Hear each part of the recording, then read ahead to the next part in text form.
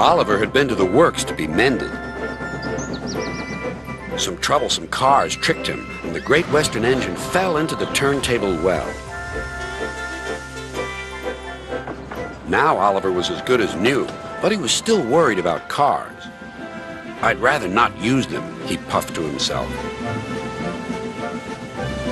But the cars sang songs rude and loud.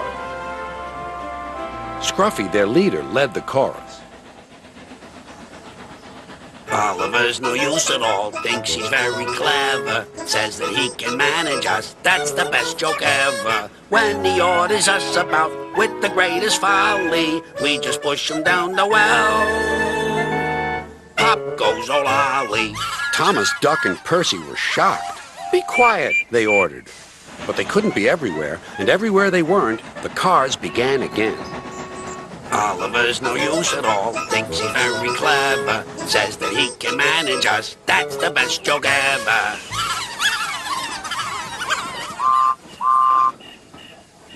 At last, the engines gave up. "We're sorry, Oliver," they said. "It's really my fault," said Oliver sadly. "I shouldn't have fallen in the turntable well." Toad, the brake van, felt sorry for Oliver, too. Next morning, he spoke to Douglas. "I'm worried, Mr. Douglas.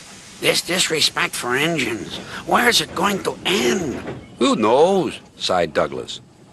"I've got a plan, Mr. Douglas. May I stay here today and help Mr. Oliver? We are both Great Western and must stand together."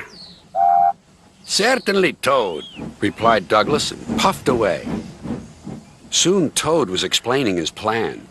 "Goodness gracious, Toad, I don't think you should suggest such a thing to Oliver." But Oliver interrupted. "No, Duck, Toad's right. It's really my fault. I must put this trouble right." "I meant no disrespect, you understand." "Of course not, Toad. Anyway, driver says the same, and he's arranged it with the station master." "Very well, Oliver," conceded Duck, "but I must hurry. My passengers will be waiting. Good luck." "So long," smiled Oliver bravely, but he felt dreadfully nervous inside. Oliver marshaled the worst cars 2 by 2. "That's the way, Mr. Oliver," whispered Toad. "And if you leave that Scruffy till last, then you'll have him behind you, and you can bump him if he starts his nonsense."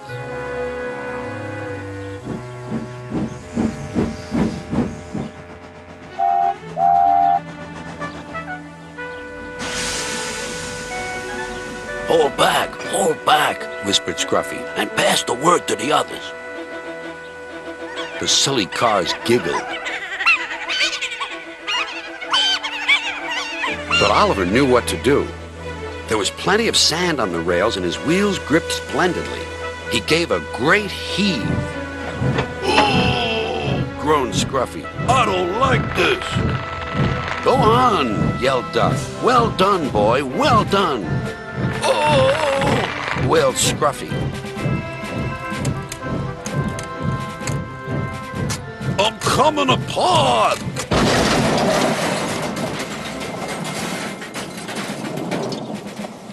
And he did. Then there was trouble. "Well, Oliver, so you don't know your own strength, is that it?" No, sir," said Oliver nervously.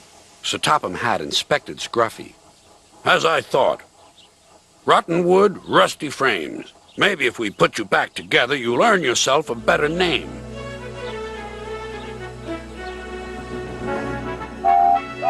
Nowadays, Oliver only takes the cars when the other engines are busy. But they're always quick to warn each other. "Take care with Mr. Oliver. If you play tricks on him, you'll never be the same car again." Scruffy has learned his lesson and says nothing at all.